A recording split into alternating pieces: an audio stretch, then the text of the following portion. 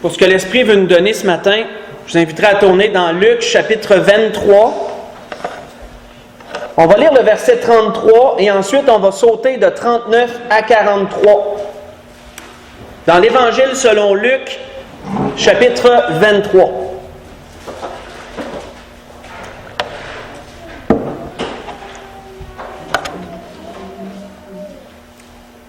Comme vous vous doutez, à la fin des évangiles, c'est toujours le moment de la crucifixion. C'est un des événements marquants de la fin de chaque évangile.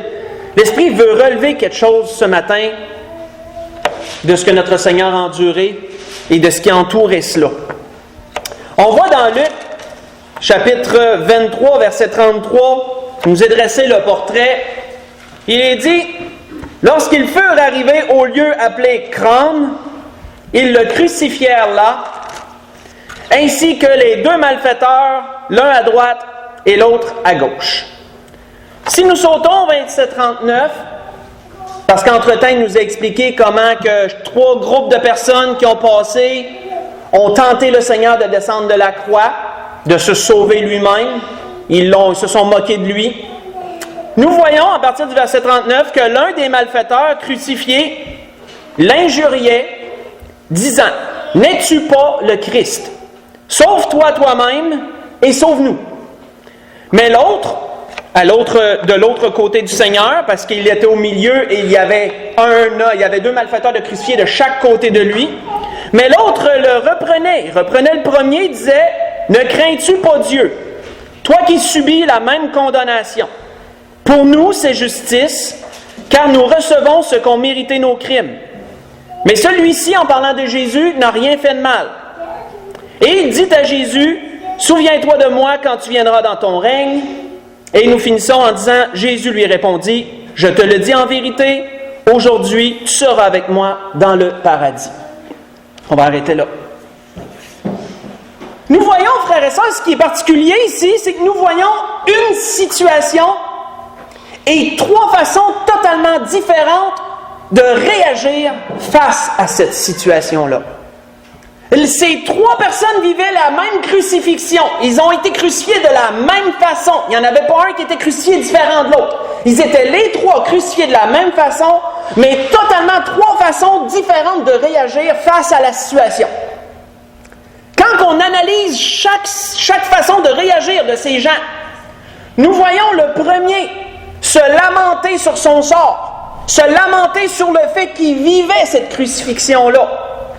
Se lamenter sur la passivité du Seigneur, puisque le Seigneur ne faisait rien pour se déprendre de ça, puisque le Seigneur ne faisait rien pour se délivrer de cela. Il se moquait du Seigneur et injuriait le Seigneur pour sa passivité, qui veut dire son laisser-aller, qui veut dire qu'il ne faisait rien pour essayer de régler ça. N'es-tu pas le Christ? Sauve-toi! Sauve-nous! Nous voyons le premier, frère et sœur, être très négatif face à ça. C'est normal, c'est une crucifixion, ça devait faire mal, quelque chose d'atroce. On a justement écouté un film hier qui s'appelle La résurrection du Christ, sorti dernièrement, ça s'appelle Risen en anglais, extrêmement bon. Je le conseille à tout le monde.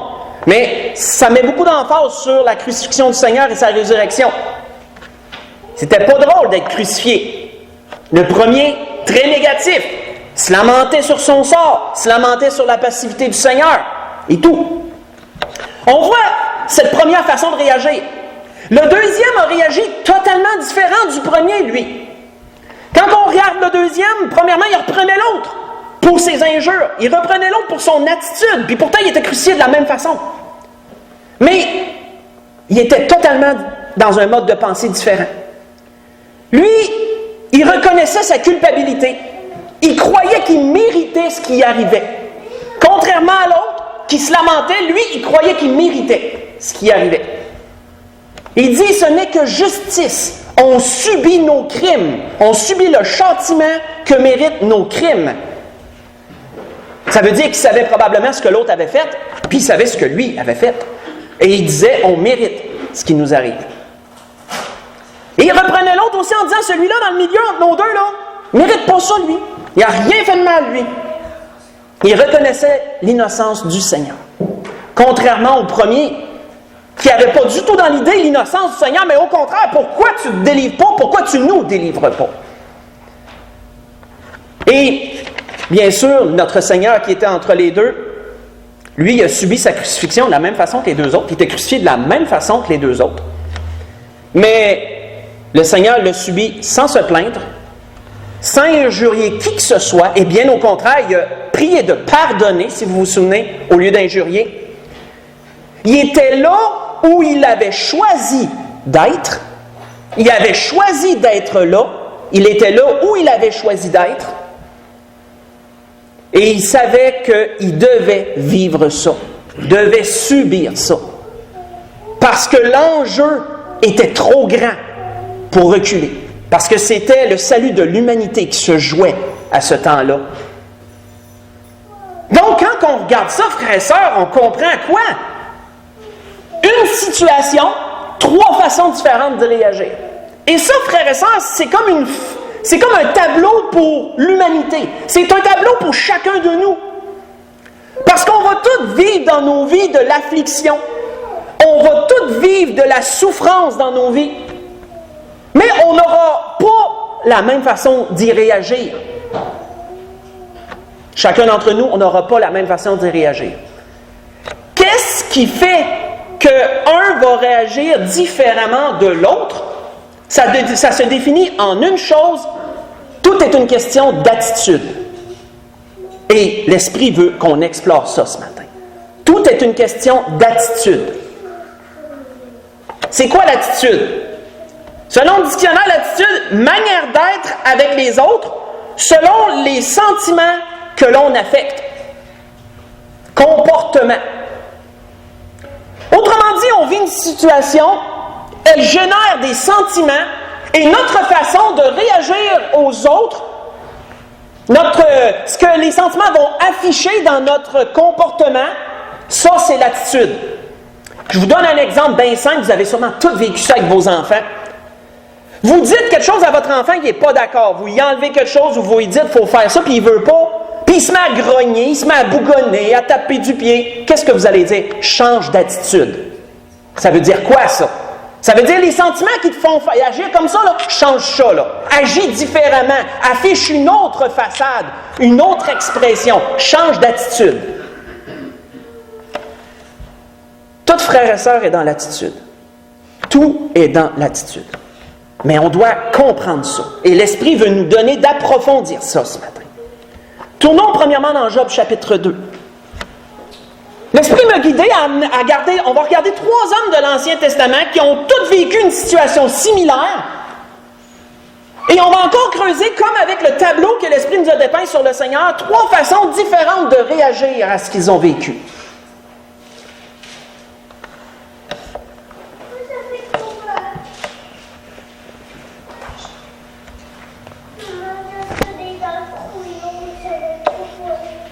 Dans Job chapitre 2, on va lire à partir du verset 7, où après la deuxième fois que Satan s'est présenté devant Dieu à propos de Job, et que là Satan il a dit à Dieu, laisse-moi toucher à sa chair, puis il va te maudire en face, et que Dieu il a dit, touche à sa chair, mais laisse-lui la vie. Ne le tue pas, ne lui enlève pas la vie, je te l'interdis. Il est dit, Satan se retira de devant la face de l'Éternel. Puis il frappa Job d'un ulcère malin, depuis la plante du pied jusqu'au sommet de la tête. L'ulcère, c'est un problème de peau, un gros problème de peau. Il te pousse des bobos sur la peau, des genres de cloches, puis ça s'infecte, puis t'en as partout. C'est pas très beau à voir. C'est très, très, très repoussant du regard de voir quelqu'un qui a la lèpre. Et c'est contagieux en plus, donc il n'y a pas grand monde qui veut être dans ton entourage quand tu as ça. On voit que Job prit un tesson. Un tesson, c'est ce qu'on remue les cendres avec, c'est ce qu'on remue le feu. Un tesson. Et il se grattait avec ça tellement que ça démangeait. Et il s'assit sur la cendre. Je ne sais pas pourquoi, mais probablement que ça devait atténuer la douleur. On peut s'imaginer quelque chose comme ça. Il va avoir une raison. Ou peut-être une forme d'humilité. Peu importe. Mais on voit que sa femme, lui dit, tu demeures ferme dans ton intégrité, maudis Dieu et meurs. Mais Job lui répondit, tu parles comme une femme insensée. Quoique nous recevons de Dieu le bien, et nous ne recevrions pas aussi le mal. Et il dit en tout cela, Job ne pécha point par ses lèvres. Arrêtez là. Quelle était l'attitude première de Job, frères et sœurs? Il vivait une maladie. Quelle était son attitude première? L'attitude d'un homme résigné. L'attitude d'un homme qui accepte ce qu'il vit. C'était son attitude première. Au départ, son attitude était comme ça. On accepte ce qu'on vit. Faisait de son mieux pour se soulager avec ce qu'il avait. Le tesson, la cendre, il s'arrangeait pour se soulager avec ce qu'il avait.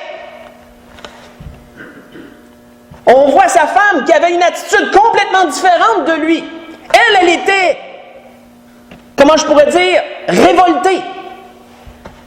Elle était amère face à cette situation-là. Et elle en voulait à Dieu.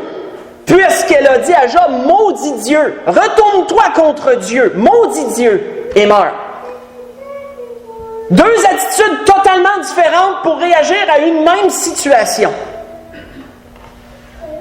Elle était révoltée, elle était amère, elle était querelleuse. Et Job, lui, était résigné et acceptait ce qu'il vivait. C'était sa première attitude. Mais qu'est-ce qui fait, frères et sœurs, que l'attitude peut changer avec le temps? C'est que les sentiments dans nous changent aussi. On sait que plus tard, l'attitude de Job a changé un peu, dans ce sens. Ou que là, il a commencé à se demander pourquoi Dieu permettait ça, qu'il ne méritait pas ça, etc., etc. L'attitude de Job, elle a changé, parce que les sentiments qui l'habitaient ont changé, eux aussi. Ça a amené l'attitude à changer. Tout est une question d'attitude, frères et sœurs, mais notons bien que c'est toujours par rapport aux sentiments qui nous animent que l'attitude va...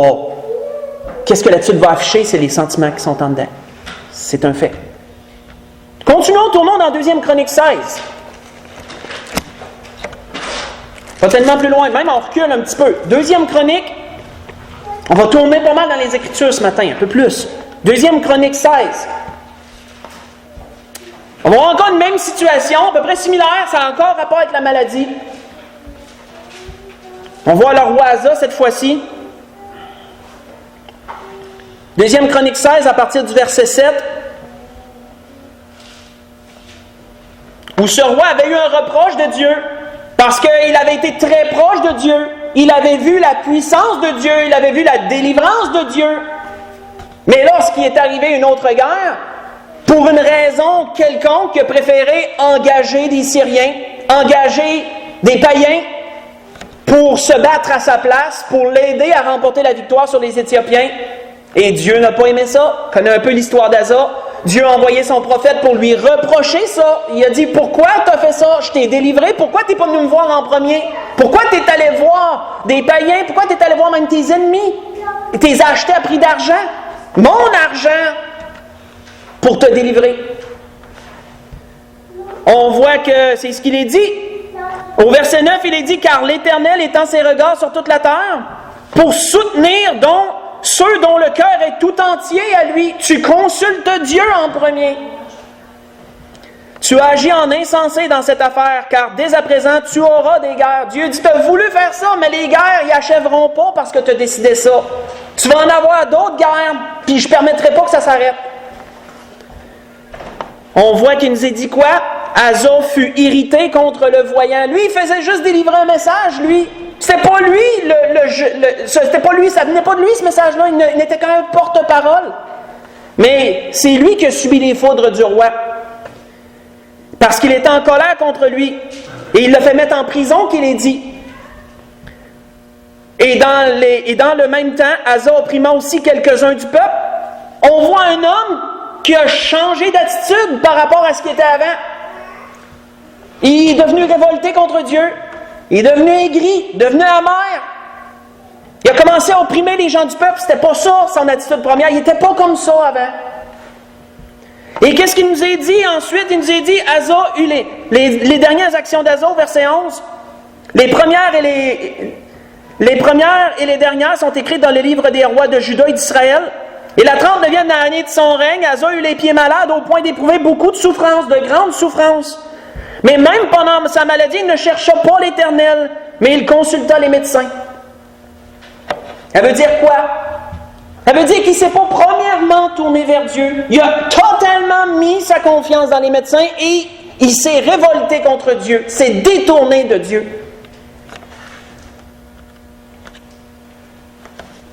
L'attitude, frères et sœurs. On peut vivre les choses de différentes façons. On peut vivre une situation et être serein, être dans un état d'acceptation. On peut vivre les choses en étant, comment je pourrais dire, amer. On peut vivre les choses en étant en colère. On peut vivre les choses en étant révolté. Deux façons d'agir différentes par rapport à une même situation. Et qu'est-ce qui fait ça? Tout est une question d'attitude. Quels sont les sentiments qui nourrissent l'attitude qui en résulte?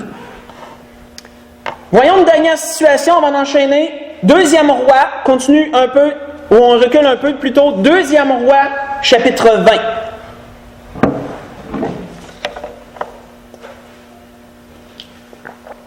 Deuxième roi, chapitre 20.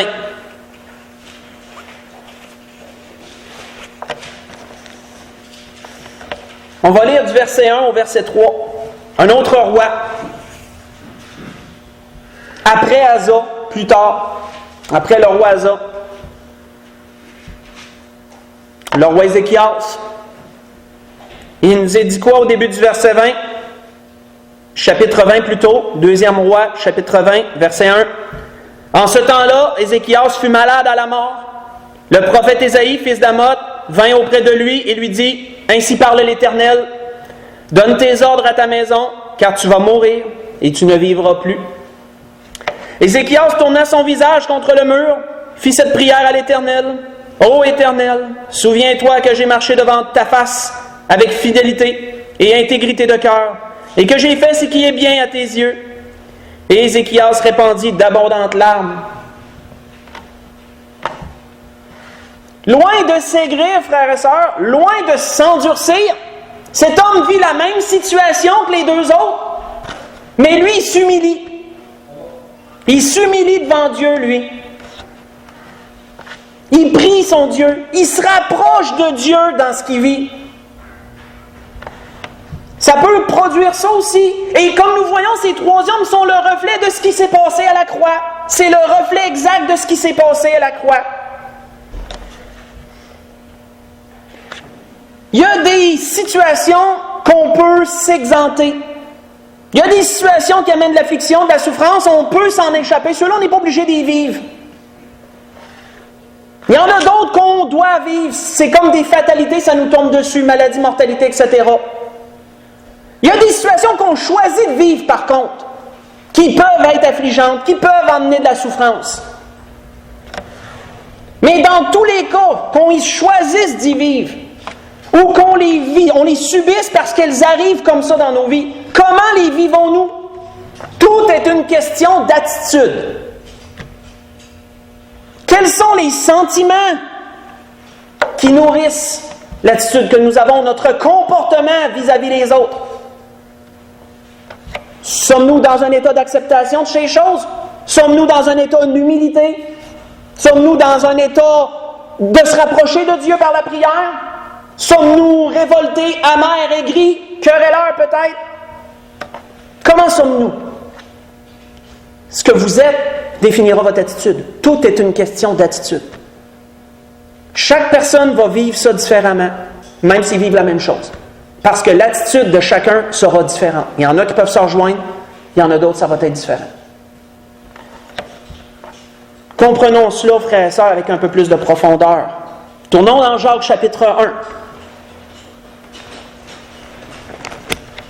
Parce que la parole de Dieu intervient dans ce qu'on vit, elle. Le Seigneur intervient dans ce qu'on vit. Il vient y mettre son mot. Et son mot est dérangeant. Le mot que le Seigneur nous donne est dérangeant. Mais qu'est-ce que ça peut apporter par contre? Dans Jacques chapitre 1, on voit à partir du verset 2 qu'à toutes les fois qu'on vit des situations difficiles, on dirait qu'on tombe toujours là-dessus. On tombe toujours sur ce verset-là, puis ça peut venir nous aigrir un peu. Où Jacques commence en disant « Mes frères, regardez comme un sujet de joie complète les diverses épreuves auxquelles vous êtes exposés, sachant que l'épreuve de votre foi produit la patience. Mais il faut que la patience accomplisse parfaitement son œuvre afin que vous soyez parfaits et accomplis, sans faillir en rien. » On va arrêter là. Pourquoi qu'à toutes les fois qu'on souffre, on dit qu'on tombe là-dessus? Puis pourquoi c'est toujours si contradictoire? Parce que le Seigneur nous l'a déjà donné dans un autre message, et c'est vrai que chaque situation va avoir sa charge positive et sa charge négative. Souvenez-vous, on a déjà parlé de ça, de charge positive et négative. Il y a des situations qui n'ont rien de joyeux là-dedans. C'est négatif. Mortalité, maladie, santé, etc. Il y a des situations qui sont positives, c'est joyeux, la naissance d'un enfant, un mariage, peu importe. Il y a des situations qui sont positives, il y a des situations qui sont négatives. Et c'est normal que si on vit une situation négative, ben l'attitude va s'en ressentir parce que les sentiments qui sont générés sont négatifs habituellement. Mais ici, entre la contradiction, où Jacques nous dit « Soyez joyeux, réjouissez-vous des épreuves que vous vivez. » Et ça rentre complètement en contradiction avec la logique, ça rentre en contradiction avec la vérité, avec les choses, qui sont établies par les hommes, les choses qui sont là. Notre nature même, ça rentre en contradiction avec notre propre nature. Comment peut-on se réjouir de vivre des épreuves? Comment peut-on se réjouir de vivre des circonstances difficiles? Puisque notre attitude dépend de nos sentiments. Donc, c'est un combat qui semble perdu d'avance. Sauf que, ici intervient le Seigneur, par exemple. Il y a quelque chose d'autre qu'on doit comprendre, on doit ajouter à notre compréhension. L'attitude dépend des sentiments. Mais les sentiments, eux, dépendent de quoi? Oh, attends une minute. Les sentiments, est-ce qu'ils dépendent forcément de la situation? Il y a un petit peu plus à aller chercher. Les sentiments dépendent de quelque chose, mais pas directement de la situation. Oui, ils sont influencés par la situation, mais ils dépendent de quelque chose. Allons chercher ça dans Actes chapitre 5. Allons chercher ça. De quoi dépendent les sentiments? Dans Actes chapitre 5. On va lire une situation là, que les apôtres ont vécue après la résurrection du Seigneur, puis on va voir leur attitude à eux. Dans Actes chapitre 5, on va lire du verset 28 à 32, puis ensuite on va sauter au verset 40-41 pour terminer ça. Pour vous mettre dans le contexte, les apôtres ont été arrêtés par le Sanhédrin parce qu'ils prêchaient la bonne nouvelle. Ils répandaient le nom du Seigneur. Ils répandaient la bonne nouvelle du royaume. Ils ont été arrêtés par le Sanhédrin. Ils ont été emprisonnés par le Sanhédrin. Mais le Seigneur les a délivrés de la prison pendant la nuit. Le Seigneur a envoyé son ange, ils ont tous sorti, puis ils ont recommencé à prêcher parce que c'est ce que l'ange leur a dit. Allez répandre la bonne nouvelle. Et dès qu'ils sont sortis, ils sont retournés au temple, continuer à faire ce qu'ils faisaient. Le lendemain, le Sanhédrin les fait quérir, mais les gardes disent, ils sont plus là, ils sont plus dans la prison, puis là, il y a quelqu'un qui arrive entre-temps, il dit, moi je les ai vus, ils sont dans le temple en train d'encore. Fait que là, les autres ne comprennent pas pantoute, bon, on va aller les rechercher encore. Sauf que là, ils font attention, parce que le peuple aimait bien gros ce qu'ils entendaient, fait qu'ils font attention pour ne pas se faire lapider, s'ils traitent trop Vous avez beau être des chefs, mais la masse, si elle se retourne contre le chef, c'est la masse qui gagne, ils sont beaucoup plus nombreux. Les chefs, ils y vont un peu plus tranquillement. Ils apportent les apôtres au Sanhédrin. Il faut apporter les apôtres au Sanhédrin. Et là, on voit au verset 28 qui disent aux apôtres, « Ne vous avons-nous pas défendu expressément d'enseigner en ce nom-là? Et voici, vous avez rempli Jérusalem de votre enseignement, et vous voulez faire retomber sur nous le sang de cet homme. » Pierre et les apôtres répondirent, « Il faut obéir à Dieu plutôt qu'aux hommes. Le Dieu de nos pères a ressuscité Jésus que vous avez tué en le pendant au bois. Dieu l'a élevé par sa droite comme Pierre et sauveur, comme prince, et sauveur, pour donner à Israël la repentance et le pardon des péchés. Nous sommes témoins de ces choses, de même que le Saint-Esprit que Dieu a donné à ceux qui lui obéissent. Continuons au verset 40. Sautons au verset 40 pour terminer ça. 40-41. Où, entre-temps, il y a eu un homme sage, nom Gamaliel, qui a fait sortir des apôtres, puis il a dit, faisons attention à ce qu'on fait, là. Puis là, il a donné des exemples. Il y a bien des hommes qui ont amené bien des révoltes, ça s'est tout éteint dans l'œuf, c'est tout mort dans l'œuf, comme on dit. Puis celle-là, si ça vient de Dieu, ça ne mourra pas. Au contraire, on peut prendre une chance de travailler contre Dieu. Fait qu'il dit, laissons ça de même. Puis si ça meurt dans l'œuf, ben on va savoir que ce n'est pas de Dieu. Et donc, le Sanhédrin s'est rangé à son avis. Ils se sont fait revenir les apôtres. Il est dit au verset 40, ils se rangèrent donc à son avis. Ayant appelé les apôtres, ils les firent battre de verge, au moins une petite leçon là, pour dire, regarde, ils vont se souvenir qu'ils sont passés devant nous autres. Hein? Ils les firent battre de verge et leur défendirent de parler au nom de Jésus, puis ils les relâchèrent. Mais quelle a été l'attitude des apôtres? Les apôtres se retirèrent de devant le Sanhédrin joyeux.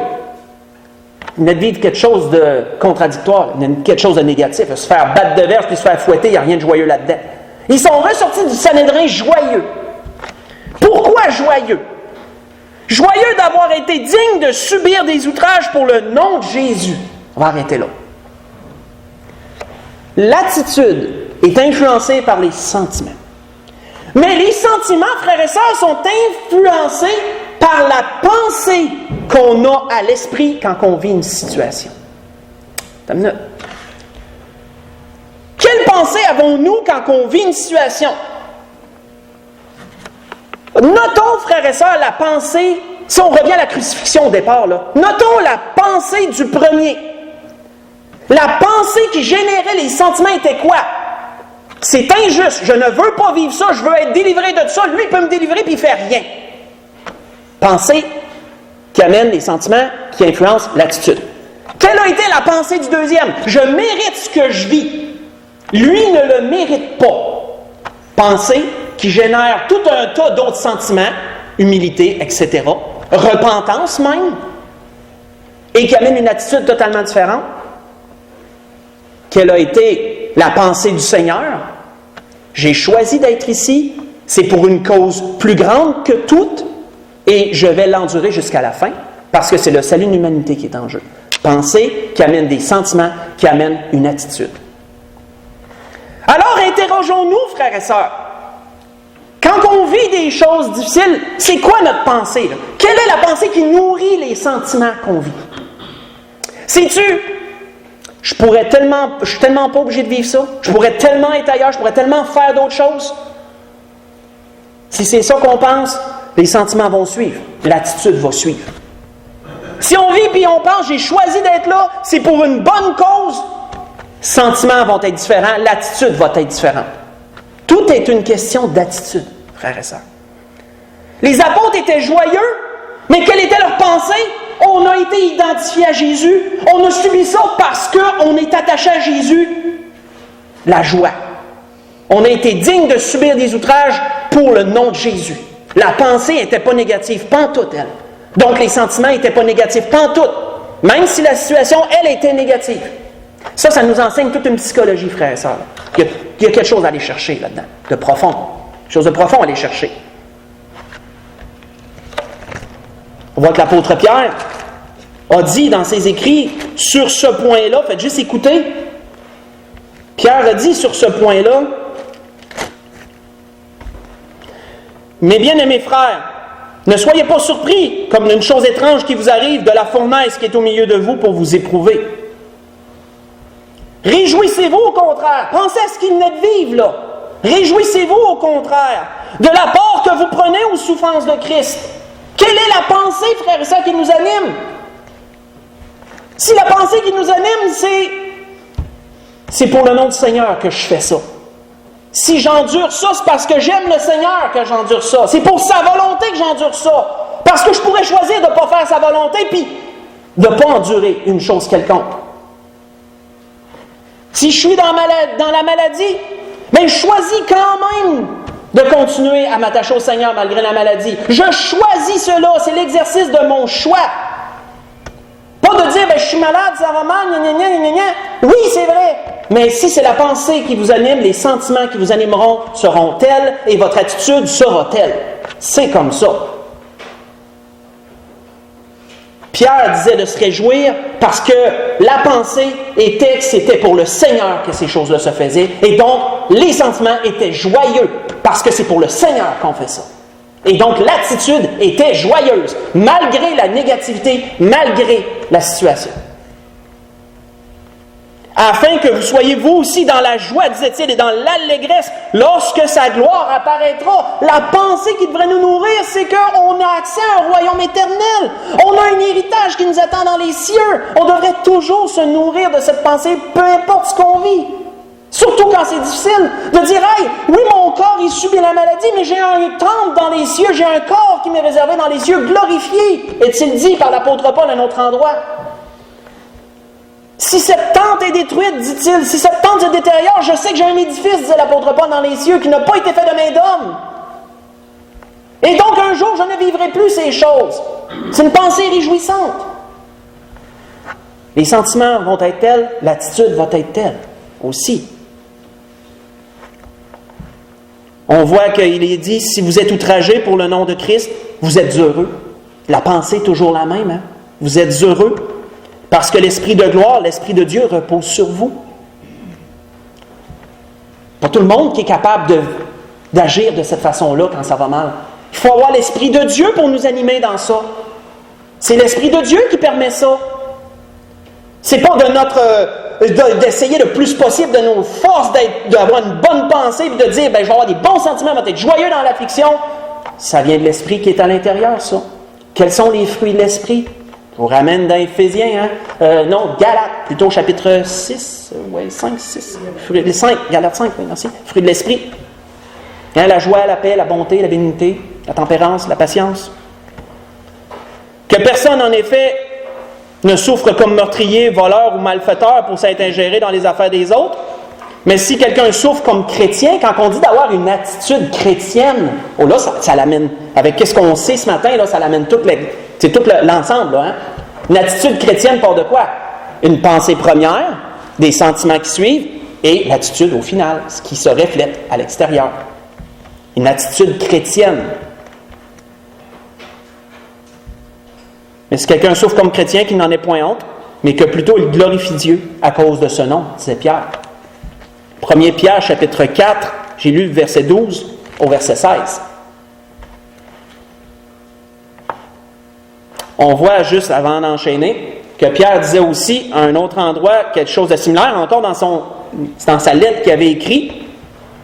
Il dit d'ailleurs, même si vous souffriez pour la justice, vous êtes heureux. Hein? Ça revient à la même chose. Si vous souffriez pour ce qui est juste, vous êtes heureux. Pour que ça arrive, ça, c'est parce que la pensée première est là pour ça. La pensée première, c'est « je fais la volonté de Dieu ».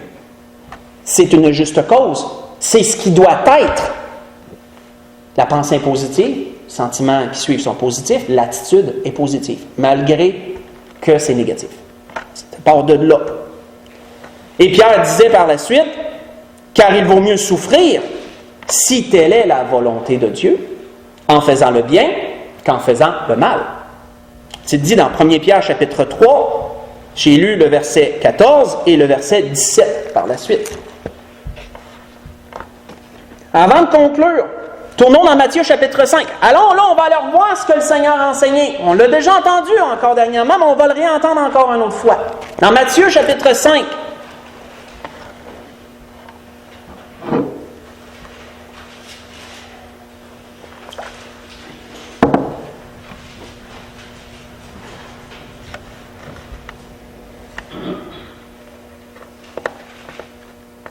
Matthieu chapitre 5, à partir du verset 14. Grande déclaration du Seigneur à ceux qui étaient là pour l'entendre, et à nous encore aujourd'hui qui sommes là pour entendre sa parole. Où il dit, vous êtes la lumière du monde. Une ville située sur une montagne ne peut être cachée. Et on n'allume pas une lampe pour la mettre sous le boisseau, mais on la met sur le chandelier et elle éclaire tous ceux qui sont dans la maison. Que votre lumière luise ainsi devant les hommes, afin qu'ils voient vos bonnes œuvres et qu'il glorifie votre Père qui est dans les cieux. Lorsqu'on vient au Seigneur Jésus, frères et sœurs, est-ce qu'on devient un peu comme Moïse qui avait vu la face du Seigneur puis qui était tout brillant puis qui devait mettre un voile sur lui pour atténuer la lumière qu'il dégageait? On est toutes des lumières ambulantes de façon physique, je veux dire? C'est-tu ça d'être la lumière du monde? Non. Quand je suis venu au Seigneur Jésus, ma peau s'est pas mise à luire plus que d'habitude. J'ai toujours la même peau, j'ai toujours la même personne. C'est quoi la lumière? C'est l'attitude, frères et sœurs, c'est notre attitude qui est la lumière qu'on dégage. C'est notre comportement qui est la lumière. Mais comment pouvons-nous être la lumière du monde si notre attitude n'est pas la bonne dans ce qu'on vit? Impossible! Mais ça commence où, ça? Ça commence par la pensée qui nourrit les sentiments qui vont influencer l'attitude. Ça commence par la pensée. À quoi vous pensez quand ça va mal? Souvent, la pensée, quand ça va mal, pourquoi ça arrive à moi? Mais pourquoi pas à toi, justement? Pourquoi ça devrait arriver aux voisins? Comme Job disait, on reçoit de Dieu le bien, mais on ne recevrait pas le mal aussi. Pourquoi ça ne m'arriverait pas à moi? Pourquoi ça arriverait rien qu'aux autres? Quand ça va mal, qu'est-ce qu'on se dit? Je ne mérite pas ça. Pourquoi tu ne le mérites pas? Jérémie, lui, il disait que chacun se lamente de ses propres péchés. Tout part de la pensée, frères et sœurs, qui nous anime.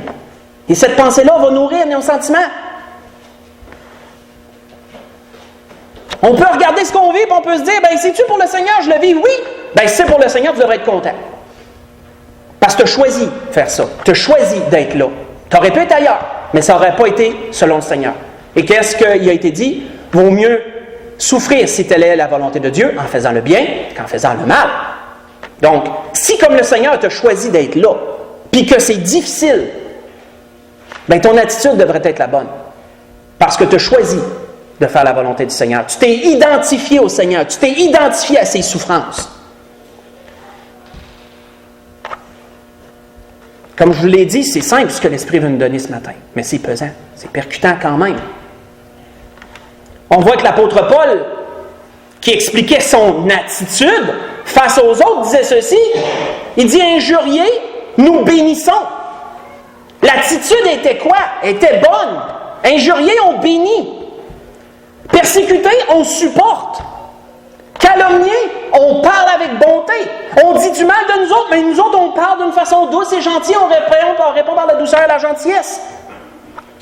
Tout est une question d'attitude. Il faut comprendre ça. Si vous voulez le lire pendant la semaine, 2 Corinthiens 6, verset 4 au verset 10, l'apôtre Paul extrapole encore plus son attitude dans cet endroit. Vous savez, juste avant de conclure, quand l'Esprit m'a donné ce message cette semaine, parce que ça commence pas mal tout le temps de la même façon quand l'Esprit m'éclaire. Ça commence par une pensée, ça me vient tout d'un coup, d'une façon ou d'une autre, soit une lecture dans la parole de Dieu, soit que quelqu'un dit quelque chose dans mon entourage, puis ça m'accroche, attends une minute, ça reste là ça part plus. Là, je dis, OK, il faut que j'explore ça. Là, je fais des recherches dans la parole et tout. Essayer de bâtir quelque chose, toujours par l'intervention du Seigneur, bien sûr. Je sens toujours que c'est l'Esprit qui dirige. Et là, j'étais au travail, à la fin de la semaine. Notre directeur, on avait un meeting, et le directeur, dans le meeting, il décide de nous faire une présentation d'un conférencier par vidéo, là. Là, moi, je me suis dit, bon, ça va être quoi, ça? Il reste 1 heure, bon, au moins, la journée achève. Et là, le conférencier se met à parler d'attitude. Ouais, t'as une minute là. Wow, c'est le message que le Seigneur m'a donné ce matin. C'est le message que le Seigneur m'a donné, ça, là, pour dimanche. T'as une minute là. Là, mes oreilles se sont ouvertes, mes yeux aussi. Hein. Qu'est-ce que j'ai à aller chercher là-dedans? Parce que c'était pas pour rien si le directeur il a été influencé à présenter expressément ça, parce que j'ai pas dit à personne, moi, ce que je prêche, là. Tu sais, je dis pas ça à personne sans moi puis Dieu, là. À peu près juste ma femme, des fois, qui va savoir des choses, des fois, pas tout le temps. Et là, le conférencier se m'a dit, écoutez bien ce qu'il dit. Je vais vous le résumer. Dans une partie de sa conférence, il dit, vous êtes comme un phare. Il dit, on est tous comme des phares pour quelqu'un de notre entourage. Là, il explique c'est quoi un phare. Un phare, là, c'est la grande tour qui est sur le bord de l'eau pour les bateaux qui sont en mer. Pour quoi? Pour sécuriser ceux qui sont dans les bateaux, pour les guider Mais surtout pour les éclairer, pour qu'ils sachent où est la terre ferme, puis où est-ce qu'il peut venir la chercher, cette terre-là. C'est ce qu'il dit dans sa conférence. Et là, il donne cet exemple-là en disant à tout le monde, vous êtes tous des forts pour quelqu'un de votre entourage. Mais il dit un fort, il dit, quoi que c'est bien bâti, c'est solide, quoi que c'est mis à la bonne place, il dit, si ça éclaire pas, ça sert à rien. Il dit, celui qui est dans le bateau, là, si le fort est là, mais il ne donne pas de lumière, il va être dans le noir pareil, puis il ne saura quand même pas caler à la terre, même si le fort est à sa place. Et il faut qu'il éclaire pour que les gens puissent en profiter. Et là, moi, je me suis dit, ben là, c'est ce que le Seigneur nous dit dans sa parole. Ça. Il dit, vous êtes la lumière du monde. Et puis le conférencier, il dit, on a un rôle à jouer. Il dit, pourquoi est-ce que tout le monde ne joue pas leur rôle de fort? Il dit, vous êtes un fort, jouez donc votre rôle de fort. Et là, il dit, tout est une question d'attitude. Je dis, ben là, OK. Hey, Seigneur, c'est ça que tu nous dis dans ta parole. C'est exactement ça que tu nous dis. Il n'a pas tiré ça des nuages. Tout vient de la parole de Dieu, premièrement. Donc, OK. Mais il dit ça à des païens, pour des païens. C'est de la philosophie. C'est du sable. Souvenez-vous sur quoi on bâtit. Si on bâtit sur du sable, ça va s'écrouler. Mais nous, frères et sœurs, la parole nous dit ça, mais c'est sur du roc, là. C'est sur Jésus-Christ, là. Donc, frères et sœurs, si on est la lumière du monde, on peut dire qu'on est des forts, si vous voulez dire. Le Seigneur dit une lampe. Mais on a un rôle à jouer. On doit être une lumière. Ben, soyons donc une lumière. Mais tout part de l'attitude. Tout part de l'attitude. Et l'attitude, le Seigneur nous dit comment la changer. Le Seigneur nous dit d'où ça vient, ça. Il nous l'expliquait un matin en profondeur comment ça marche en dedans, là. D'où ça vient, ça? C'est à nous d'aller puiser et de changer notre attitude. Mais ça commence par la pensée qu'on nourrit, qui amène des sentiments, qui amène l'attitude en bout de ligne. Et là, sachant ça, c'est à nous d'aller puiser dans la parole de Dieu et de changer la pensée. Quelle est notre pensée qu'on nourrit dans ce qu'on vit? Si c'est négatif, si ça va mal, je ne mérite pas ça, puis tout ça, bien, surprenez-vous pas que votre attitude soit toujours négative, puis que votre lumière est éteinte devant ceux qui vous entourent. Vous chialez comme le monde chiale, vous vivez les choses exactement comme le monde les vit. Où est votre lumière dans le monde? Il n'y en a pas. Mais si on nourrit une pensée qui vient de la parole, j'ai choisi d'être là, c'est pour le Seigneur, c'est une juste cause, c'est bon que je fasse ça comme ça, parce que je pourrais faire d'autres choses, ça ne serait pas de Dieu. Bien, votre attitude devrait être bonne dans ce cas-là. Vous devriez être joyeux d'être là où que le Seigneur vous veut, de vivre ce que le Seigneur a décidé que vous viviez, quoique c'est négatif. Et l'attitude sera bonne, et le monde vous regardera et ils vont dire, bien, elle vit ça, c'est difficile, comment qu'elle fait pour rester sereine et joyeuse? Tout est dans l'attitude. Mais d'où ça part, ça? Et on a tout pour avoir une bonne attitude. Parce que le Seigneur ne nous a pas seulement demandé quelque chose, puis après ça, il nous dit, arrangez-vous avec vos troubles pour faire ce que je vous ai demandé. Il nous a donné les outils. On a le Saint-Esprit qui produit ses fruits. On doit se plier au Saint-Esprit. Et les choses vont suivre. Pour conclure, 1 Pierre chapitre 1. Tournons là pour conclure ce que l'Esprit nous a donné ce matin. J'ai bien aimé le conférencier. En passant, je vous le dis comme ça, son nom, Sylvain Boudreau. C'est un Québécois. Il fait des vidéos sur YouTube, il met des vidéos de ses conférences. Je ne suis pas en train de vous dire, garochez-vous toutes là-dessus, mais je vous donne mes sources. Si ça vous intéresse d'aller voir, libre à vous. Sylvain Boudreau, il y a des vidéos sur YouTube sur ses conférences. J'ai bien aimé ce que j'ai entendu en tout cas. J'ai rien à dire de négatif sur ce qu'il a dit. Conclure, 1 Pierre, chapitre 1. 1 Pierre, chapitre 1, à partir du verset 3. Quelle devrait être la source de tous nos pensées? Peu importe ce qu'on vit, ça devrait être là, la source de nos pensées. Où l'apôtre Pierre disait, « Béni soit Dieu, le Père de notre Seigneur Jésus-Christ, qui, selon sa grande miséricorde, nous a régénérés pour une espérance qui est vivante. » On est l'Église de l'espérance ici. Notre espérance, elle est vivante. Par la résurrection de Jésus-Christ d'entre les morts, pour un héritage qui ne peut ni se corrompre, ni se souiller, ni se flétrir. Il vous est réservé dans les cieux. À qui? À vous qui, par la puissance de Dieu, êtes gardés par la foi pour le salut, prêt à être révélé dans les derniers temps. Et qu'est-ce qu'il dit au verset 6? C'est là ce qui fait votre joie. Ce que je viens de vous dire, là, c'est ça qui devrait vous animer de sentiments joyeux. C'est la pensée qui devrait vous nourrir. Quoique maintenant, puisqu'il le faut, vous soyez attristés pour un peu de temps par diverses épreuves, afin que l'épreuve de votre foi, plus précieuse que l'or périssable, qui cependant est éprouvé par le feu, ait pour résultat la louange, la gloire, l'honneur, lorsque Jésus-Christ apparaîtra. Nous allons arrêter là. La grâce que je nous souhaite, frères et sœurs, je ne suis pas en train de banaliser ce qu'on vit ce matin, bien au contraire. Oui, il y en a qui vivent des choses difficiles, plus difficiles que d'autres.